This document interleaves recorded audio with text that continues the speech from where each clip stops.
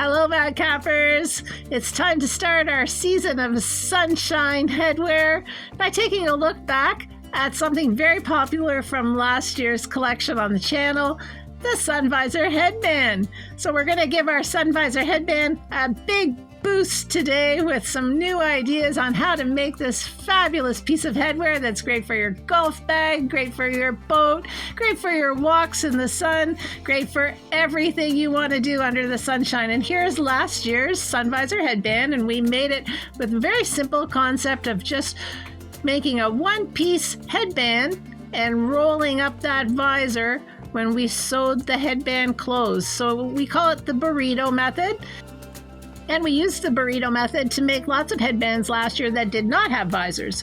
But when we used this method, we had to sort of keep the visor at a size that was easy to roll up within the framework of how much fabric we had for the depth of the headband part of our Sun Visor Headband.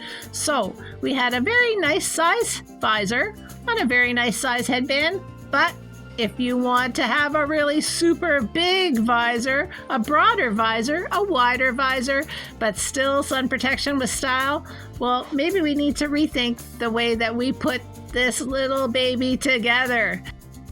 But we're going to give the visor headband a boost, and I'm going to show you how to close the headband by putting a bias trim at the top edge.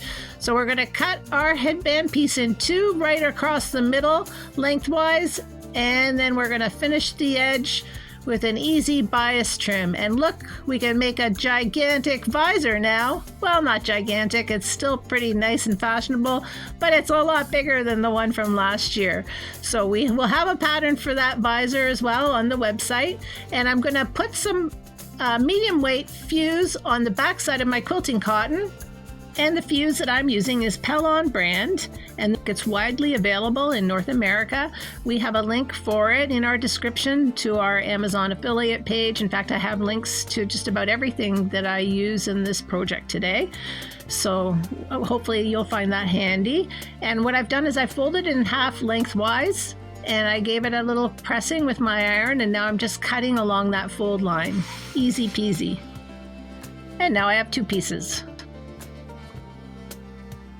And our elastic casing is about the same size as last year, and there it is there if you need to pause and write that down.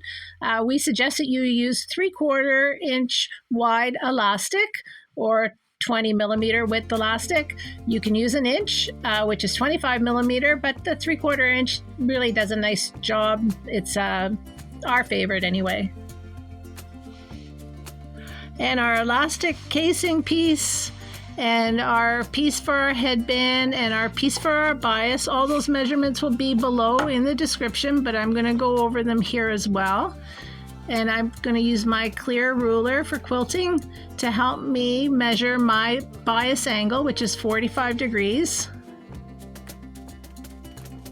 And I'm going to cut a strip that's extra long, and I'll just trim off the extra. I'm going to show you how to put bias on the edge of a visor to close up a visor edge or finish off a foam and fabric visor edge. And I'm also going to show you the visor bias around the top of the headband as well. So let's get started. Let's make some of our fabulous new Sun Visor headbands. And I'm going to go show you 3 different methods to do it. And I'll start off with the traditional method. And I'm going to make one that I have on order for a customer in this poppy fabric in the navy. So I'll start by putting that medium weight fusible stabilizer on the back, and on the brim and inside the brim I'm going to use the extra firm stabilizer that I've used for most of my projects on this channel.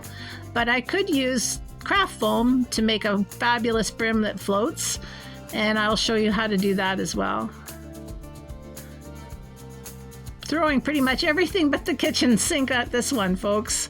There's lots of different ways you can do this, and lots of different fibers and interfacings you can use. This is the Steam a Seam 2, the web interfacing that's double-sided. And that big piece that I just showed you came from the box version. And I use that to attach fabric to the top of craft foam. And that's how I got that look. But let's start with the simple, easy, just do a closed edge visor, and I'm going to use navy denim in a solid color for the visor, and then my beautiful poppy fabric on the top. I start by fusing some of that medium weight fusible interfacing onto the wrong side of the underside of my visor, which is also navy denim. And then I've gone ahead and I traced the outline of my visor on the extra firm stabilizer, and I sewed all the way around the entire visor outline onto the wrong side of my upper part of my visor. And now I'm sewing all those layers together just on that outside curve. And I'll trim away the extra right up to the seam where I sewed. And then I'm going to do another seam, my normal seam width, just inside of that tracing line or that sewing line, sewing along that long outside curve. So 3/8 of an inch or 1 centimeter is my normal seam width, and I'm going to go all the way around that outside curve. Now, you can clip along the curve, or you can do what I do. I prefer just to serge along the edge just to clean it up and sort of pull it together better. And then once it's turned right side out, I'm going to do the top stitching, and I'm going to close off that inside seam. Trim away any extra fabric, cut a center notch, and just sort of straighten out those points at the end. And I'm ready to do the next visor. I'm going to do the visors first, and then the finishing steps are all the same. So now I'm going to show you how I would do a craft foam visor, and I'm going to cover the top of the visor with the same fabric that I'm using on the band of my visor. I'm using this Steam a Seam 2 from my big box, and it's used a lot for appliques, but it works great for attaching fabric to craft foam too. You could also use Wonder Under. I have that as well in the heavy duty. Anything that is a double side stick and it's sticky on one side makes it a really easy tool to use when you want to adhere fabric onto either another piece of fabric or something like craft foam.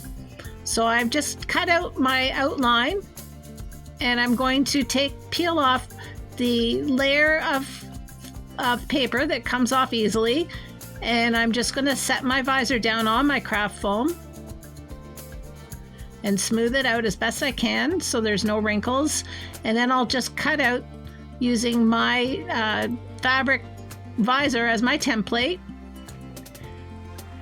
And now I have a piece of craft foam underneath the fabric piece, and the Wonder Under or the Steam a Seam 2 double stick fusible web is holding it all together. And then I'm using the wool setting on my iron with a piece of cotton in between my iron and my visor to set that fusible interfacing onto the foam. And it works perfect every time, folks. And now I'm going to take a piece of my biased edge. I cut out 2, and I'm going to just take my serger and run it along to hold that, close up that open seam. And using my handy dandy magnetic seam guide, I'm going to sew fairly close to the edge on one pass. And then I'm going to come back and go at almost the 1/2 inch mark, but not quite, and come around and do a second row of sewing. And I'll just trim off the extra. And those 2 ends are going to be buried in a seam, so I don't have to worry about finishing off where I've trimmed. And now I'm going to just fold it over to make that beautiful bias tape finish. And the measurements for my bias are down in the description, folks.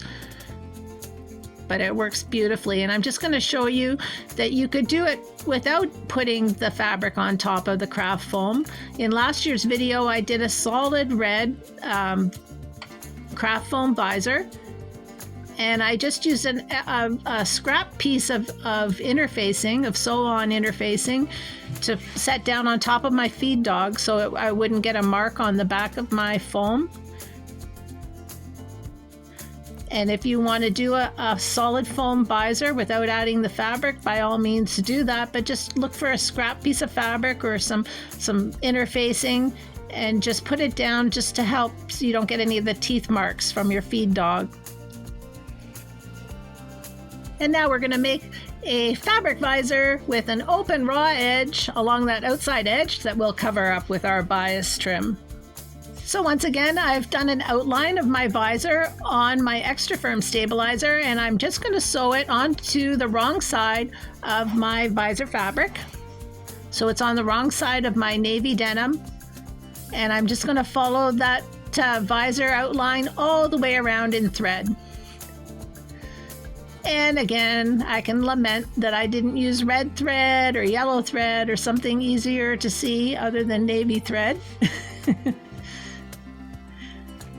This outline that I'm making will not be visible, so you could use a bright thread. It would certainly make it easier, but I'll use my chalk pencil to outline the shape, and I'm just going to trim away any of the extra as well. But I'm going to pin now the other side of the visor onto those two pieces that I've sewn together. So now I have 3 layers, and I'm going to end up sewing them all together after I just make a nice line that's clear for me to see with my chalk pencil. So I have my extra firm stabilizer sandwiched in between the 2 outside layers of my visor, so the wrong sides of my denim are facing in the middle together with the stabilizer, and on the outside I see the right side of my denim on both sides of my visor. Trim away the extra next to that seam that goes around the outside edge of the visor. And I'm going to close up the top now too. I've cut a center notch, and I've made another piece of bias. And now I'm going to attach the bias onto the edge of my fabric visor, just in the same way that I did with the last one with the piece of foam. So with 2 side-by-side seams, which helps keep that bias nice and flat, and then turn it around and pin it into place.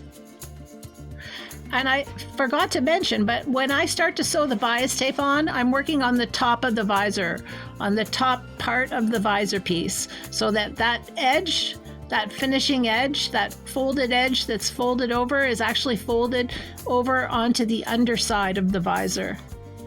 So now I'm doing that finishing stitch from the top of my visor. So I'm working along that fold, just inside the fold, and I'm using my magnet measure to help. And I have a nice clean line on both sides. So now we're in the home stretch, and this is the way to finish off all the visors. And if you've used one from an old ball cap, you probably already have these clip marks, because that seems to be the way the industry deals with these curves in visors, especially when they're cloth and have stabilizer or something harder giving them the shape.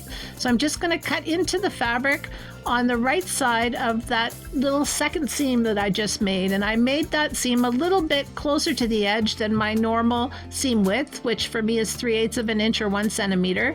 And now I'm going to use my normal seam width, or my average seam width of 3/8 of an inch or 1 centimeter, to sew the first piece of my band onto the visor. And I'm working on the outside of my visor, so this band will be the piece that's on the outside of the finished headband visor.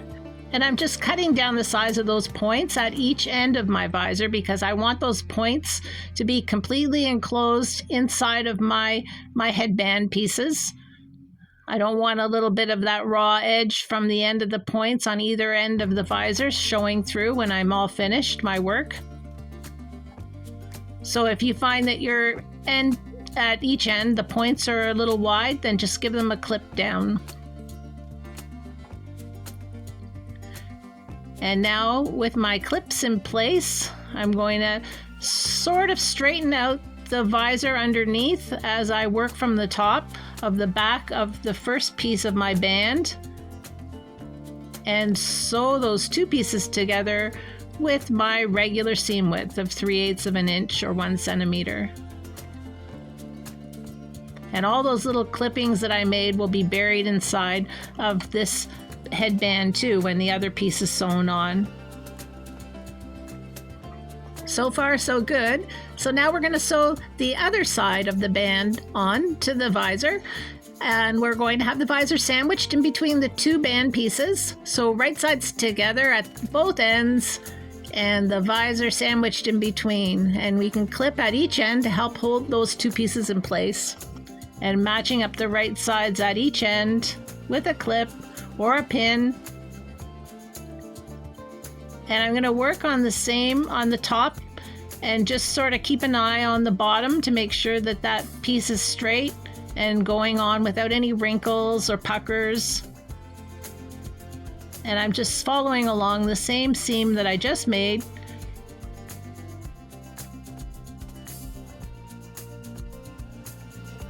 Now, inevitably, you may find that you have pieces slightly stretched out as you were sewing.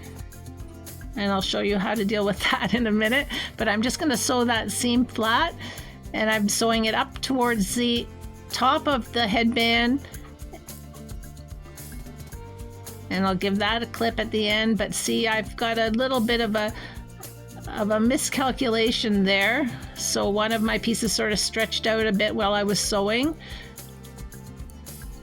And so I'll just trim it off. So I've got my two ends clipped together now, and I'll match the center notches. And then I'll work from the center out to each side, clipping or pinning.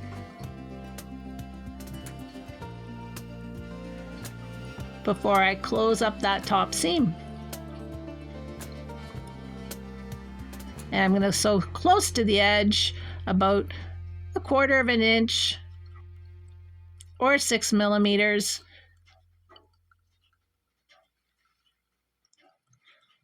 And those two are sewn together now, wrong sides together, and now I'm going to add my bias piece. I'm going to go finish off that edge of the bias, sew it together with my serger. And the same way we did it with the visor, but this is a long straight seam to sew. We're just going to sew fairly close to the edge, about 1/4 of an inch, the bias onto the headband at the top. And we're going to work from the front piece, the piece that would be on the outside. And now we're going to do a second row of sewing, not quite 1/2 inch. And again, we're looking at the outside of the headband, of the visor, the part that is visible to the world. And now we're just turning over the edge of that bias, and we'll adjust our magnet measure. So we're going to catch the part at the back and make a nice neat stitch at the front.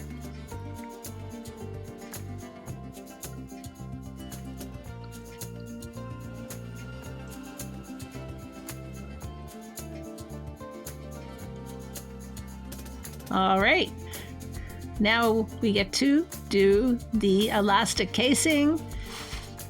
And I'm using a 3/4 inch wide elastic or 20 millimeter wide elastic. And I'll fold my casing in half, give it a little pin, right sides together.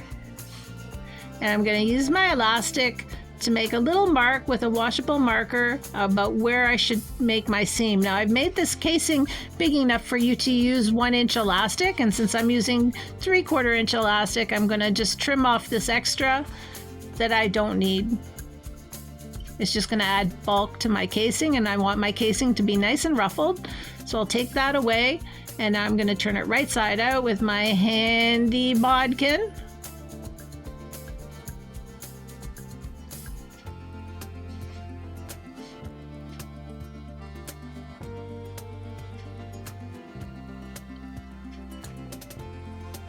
And I'm going to center that seam in the middle on one side, and that's going to be the wrong side. And now I'm going to thread my elastic through one side to the other side.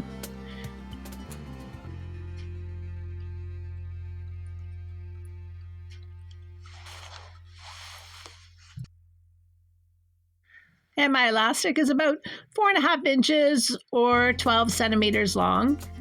And once I get it through on one end, I'm going to sew it to that end before I start pulling it right through to the other side. So I don't have to worry about it coming through all the way. It's now secure on one end. And then I'm just going to tack it down on the other end too. And give it a couple of pulls to make it ruffle nicely. And it evenly spaces itself. It's magic, folks. Right sides together. Working from the front of the visor headband on one side, you're going to bring up the sides of the headband over top of your elastic casing. And you're going to have those two edges of the headband, the top and the bottom edge, meet each other in the middle.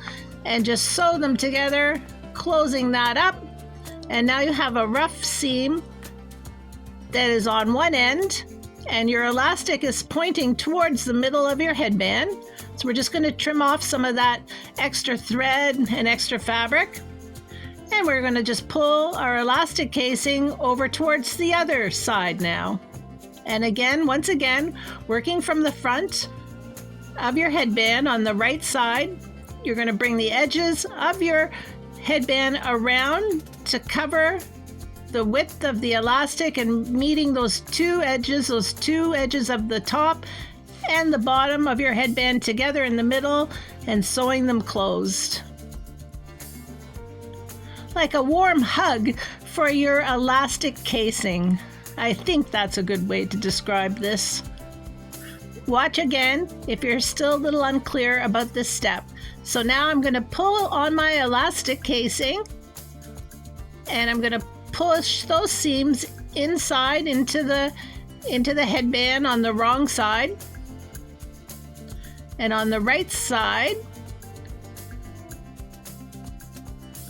I have a lovely elastic casing with no raw edges showing.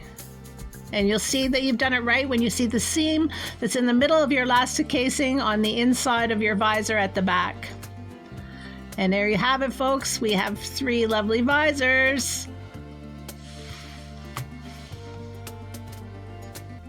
A new sun visor headband. What a great way to start our new season of sunshine headwear. I hope you've enjoyed this video today. It's been a lot of fun thinking about all the different ways that you can make these sun visors. We do have a new sewing pattern as well. For a nominal fee, you can get 3 adult head sizes, or you can get for free this visor from a download on our website. Thank you, everyone, for all your kind comments, your likes and your shares and your love. If you haven't subscribed, please do. We'd like to have you on this journey with us as we have fun making practical, everyday, useful headwear. Thanks for watching. See you soon. Bye.